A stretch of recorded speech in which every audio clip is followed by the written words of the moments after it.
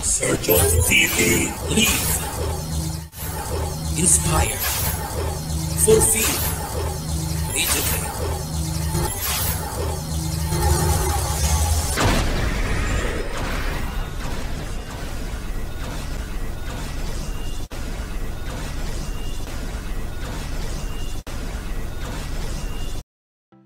Welcome to Sergio TV.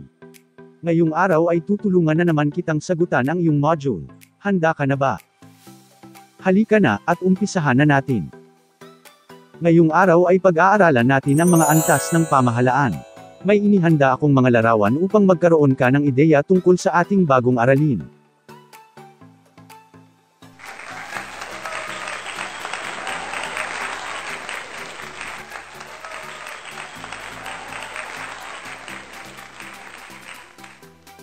May ideya ka na ba sa ating bagong aralin?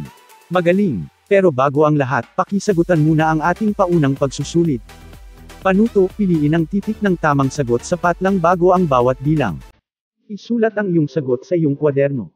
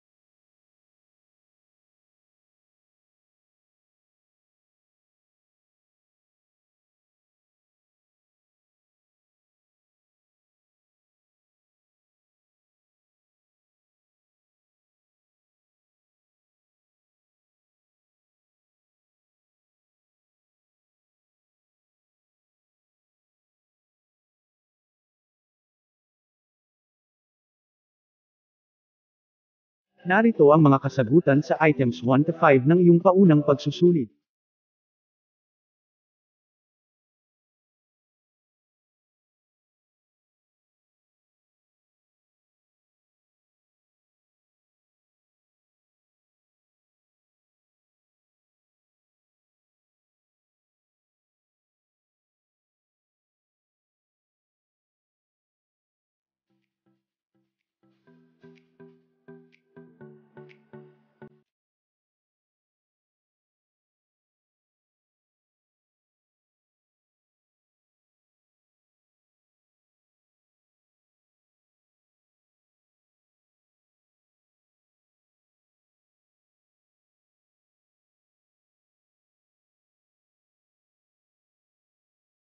Kumusta ang score mo? Nakakuha ka ba ng score na 4 o 5? Magaling! Ang ibig sabihin lang nito ay may alam ka na sa ating aralin.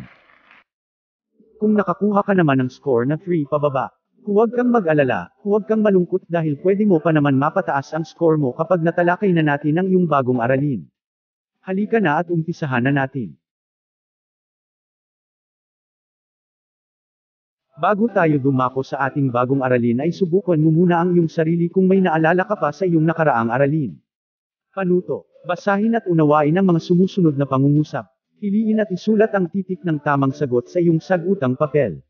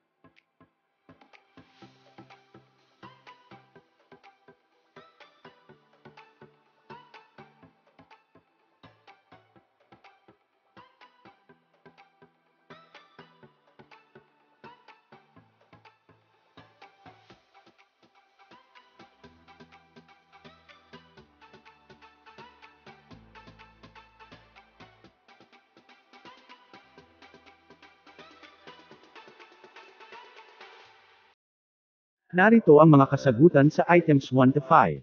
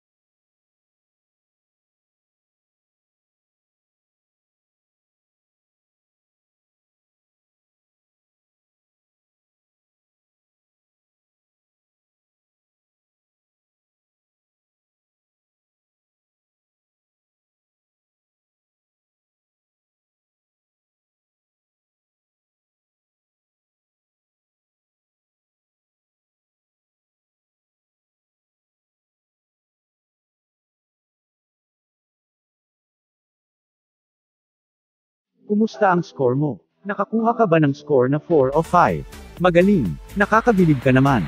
Ang ibig sabihin lang nito ay bihasa ka na sa ating nakaraang aralin. Kung nakakuha ka naman ng score na 3 pababa, huwag ka pa ring mag-alala, huwag ka pa ring malungkot dahil pwede mo pa naman mapataas ang score mo.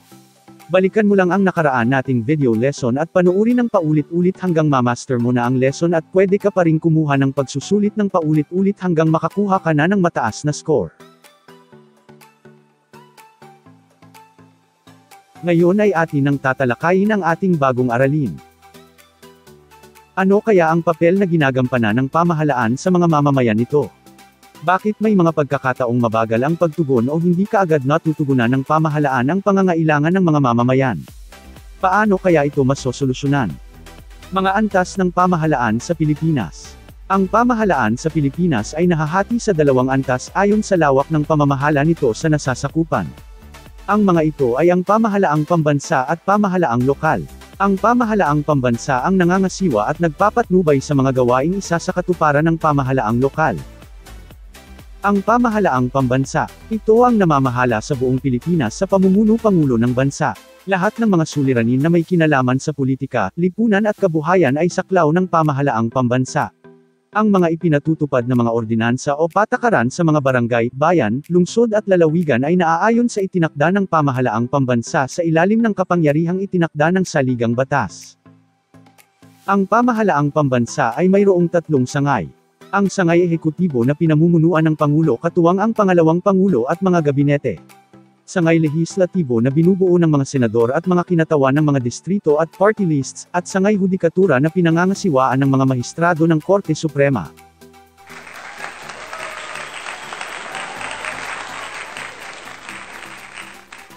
Ang pamahalaang lokal. Ang barangay, bayan, lungsod at lalawigan ang bumubuo sa pamahalaang lokal. Ang mga barangay ay pinamumunuan ng mga punong barangay o kapitan katulong ang mga kagawad. Ang mga lungsod o bayan nasa ilalim naman ng pamumuno ng mga alkalde o mayor kaagapay ang kanilang vice-alkalde o vice-mayor. At nasa pangangasiwa naman ng mga gobernador katuwang ang mga vice-gobernador ang mga lalawigan. Ang mga karaingan at mga suliranin ng mga taong bayan ay ipinararating ng mga pinuno ng lokal na pamahalaan sa pambansang pamahalaan. Ang mga pinuno ng lokal na pamahalaan naman ang nagpaparating sa mga mamamayan ng mga patakaran, batas at mga programang ipinatutupad ng pambansang pamahalaan. Narito ang halimbawa ng mga pinuno na bumubuo sa lokal na pamahalaan mula sa lalawigan pababa ng barangay. Ang Pangulo ang may pangkalahatang pangangasiwa sa mga pamahalaang lokal sa pamamagitan ng Kagawaran ng Interior at Lokal na Pamahalaan o Department of the Interior and Local Government. Matutukoy natin ang pagkakaiba ng bayan, lungsod at lalawigan sa pamamagitan ng mga sumusunod. Una, lawak ng nasasakupan. Pangalawa, populasyon. At pangatlo, taunang kita. Bayan. Lawak ng nasasakupan. 50 kilometro kwadrado. Populasyon. 25,000 bilang ng mamamayan na naninirahan. Taunang kita. 2.5 na milyong piso bawat taon. Lungsod. Lawak ng nasasakupan.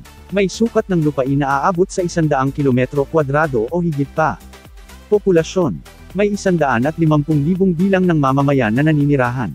Taunang kita. Di bababa sa 20 na milyong piso bawat taon. Lalawigan. Lawak ng nasasakupan. May sukat ng lupain na aabot sa 2,000 kilometro kwadrado o higit pa. Populasyon. Di kukulangin sa 250,000 bilang ng mamamayan na naninirahan. Taunang kita. Di bababa sa 20 na milyong piso bawat taon. Sa buong Metro Manila, ang Pateros na lamang ang hindi lungsod sapagkat hindi nito kayang tugunan ang isang pamantayan upang maging lungsod. Maliit ang lupa na sakop nito para maging lungsod. Ang mga lalawigan, lungsod, at bayan ay hindi maaaring baguhin kung walang batas na pinagtibay para dito. Kailangan din itong may pagsang-ayon ng mga mamamayan sa pamamagitan ng isang halalan. Sa paglikha naman ng barangay, ang sangguniang panlalawigan ang nagpapasa ng ordinansa para dito. Kung ang sakop nito ay mga lalawigan, lungsod, bayan, at barangay, ito ay nasa antas na lokal na pamahalaan. Ang buong bansa naman ay nasa antas na pambansa. Naunawaan mo na ba ang iyong aralin sa araw na ito? Meron ka bang katanungan o hindi naunawaan sa ating aralin? Kung wala na ay dadako na tayo sa iyong mga gawain. Handa ka na ba? Magaling! Gawain A. Panuto, isulat ang check sapat lang bago ang bilang kung tama ang mga sumusunod na mga pahayag at X naman kung hindi.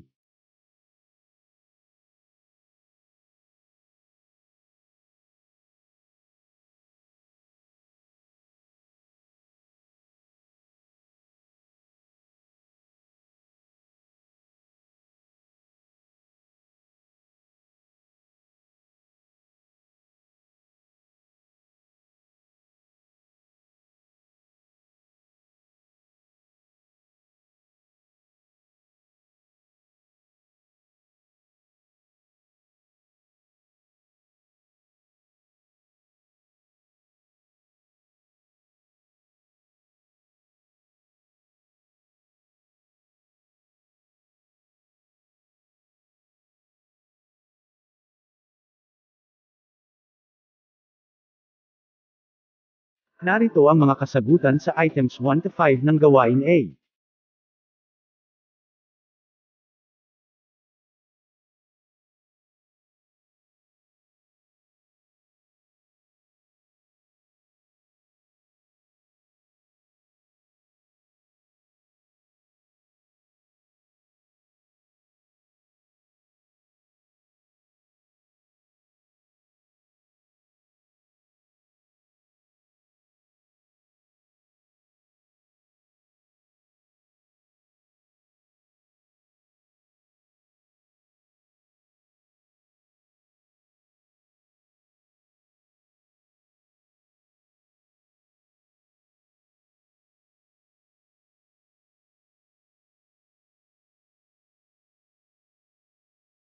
Narito ang mga kasagutan sa items 1 to 5.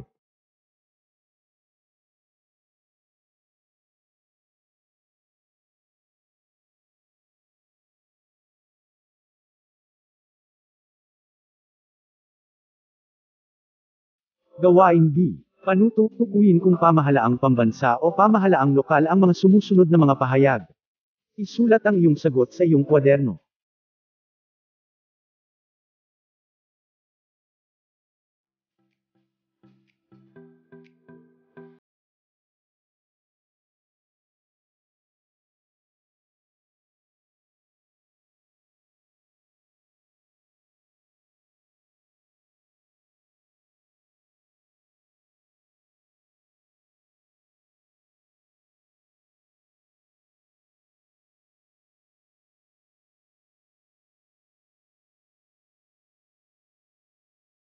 Narito ang mga kasagutan sa items 1 to 5 ng gawain B.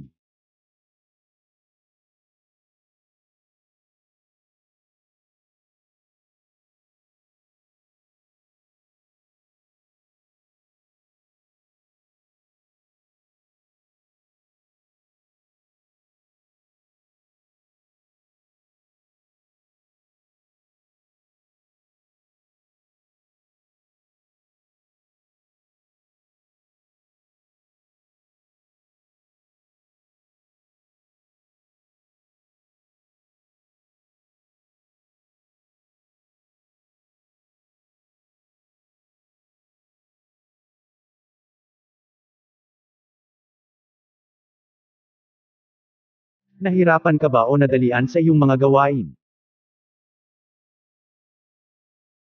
Ano ang score mo?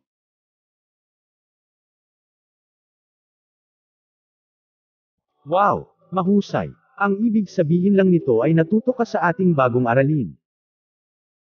Nakakabilib ka naman. Sana lahat ng mag-aaral ay kasing husay mo.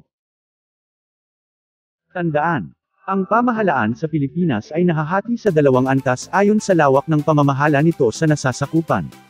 Ang mga ito ay ang pamahalaang pambansa at pamahalaang lokal. Ang pamahalaang pambansa ang nangangasiwa at nagpapatnubay sa mga gawaing isa sa katuparan ng pamahalaang lokal. Ang pamahalaang pambansa ay mayroong tatlong sangay. Ang sangay ehekutibo na pinamumunuan ng Pangulo katuwang ang pangalawang Pangulo at mga gabinete. Sangay legislatibo na binubuo ng mga senador at mga kinatawan ng mga distrito at party lists. At sangay hudikatura na pinangangasiwaan ng mga maestrado ng Korte Suprema. Ang barangay, bayan, lungsod at lalawigan ang bumubuo sa pamahalaang lokal. Ang mga barangay ay pinamumunuan ng mga punong barangay o kapitan katulong ang mga kagawad, ang mga lungsod o bayan nasa ilalim naman ng pamumuno ng mga alkalde o mayor kaagapay ang kanilang bise-alkalde o vice mayor, at nasa pangangasiwa naman ng mga gobernador katuwang ang mga bise-gobernador ang mga lalawigan. Ang Pangulo ang may pangkalahatang pangangasiwa sa mga pamahalaang lokal sa pamamagitan ng Kagawaran ng Interior at Lokal na Pamahalaan o Department of the Interior and Local Government. Ang mga karaingan at mga suliranin ng mga taong bayan ay ipinararating ng mga pinuno ng lokal na pamahalaan sa pambansang pamahalaan. Ang mga pinuno ng lokal na pamahalaan naman ang nagpaparating sa mga mamamayan ng mga patakaran, batas at mga programang ipinatutupad ng pambansang pamahalaan. Sa buong Metro Manila, ang Pateros na lamang ang hindi lungsod sapagkat hindi nito kayang tugunan ang isang pamantayan upang maging lungsod. Maliit ang lupa na sakop nito para maging lungsod. Ang mga lalawigan, lungsod, at bayan ay hindi maaaring baguhin kung walang batas na pinagtibay para dito. Kailangan din itong may pagsang-ayon ng mga mamamayan sa pamamagitan ng isang halalan. Ano ang natutunan mo sa araling ito? Isulat ang iyong sagot sa iyong notebook.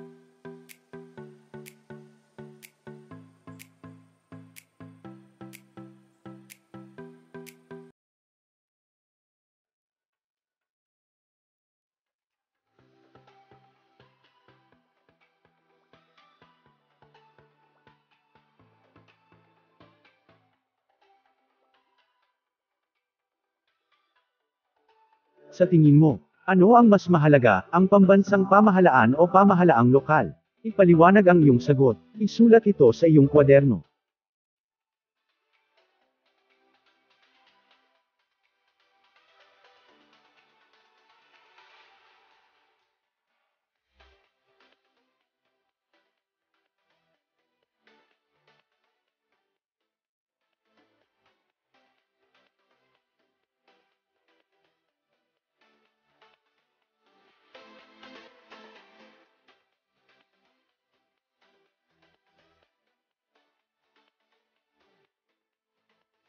Para sa iyong panghuling pagsusulit. Panuto, basahin at unawain ang mga sumusunod na pangungusap. Piliin at isulat ang titik ng tamang sagot sa iyong sagutang papel.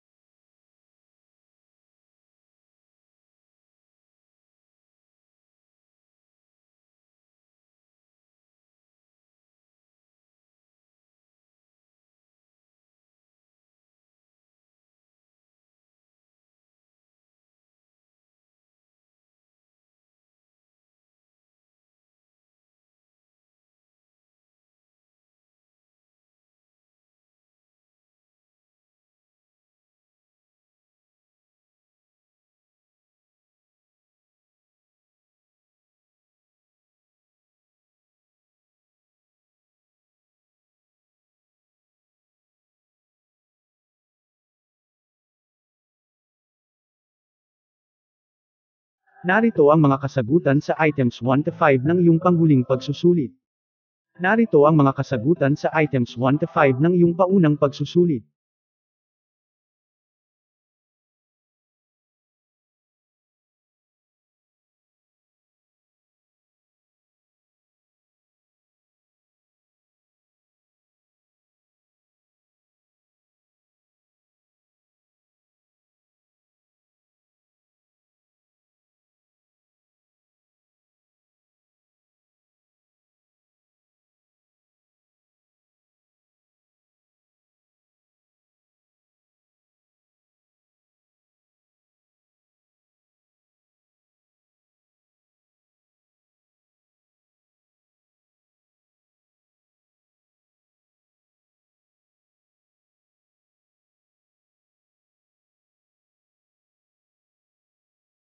Narito ang mga kasagutan sa items 1 to 5 ng iyong panghuling pagsusulit.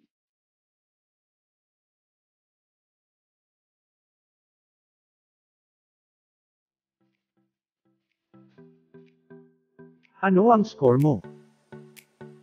Nakakuha ka ba ng score na 4 o 5? Aba, napakahusay. Ang ibig sabihin lang nito ay natuto ka na sa ating aralin. Kung nakakuha ka naman ng score na 3 pababa, huwag ka pa ring mag-alala dahil pwede mo pa ring pag-aralan at panuorin ng paulit-ulit ang video lesson na ito para makakuha ka ng mataas na score o ma-perfect mo na ito. Pwede mo pa ring sagutan uli ang pagsusulit na ito hanggang ma-master mo na. Hanggang sa muli nating pagkikita. Salamat.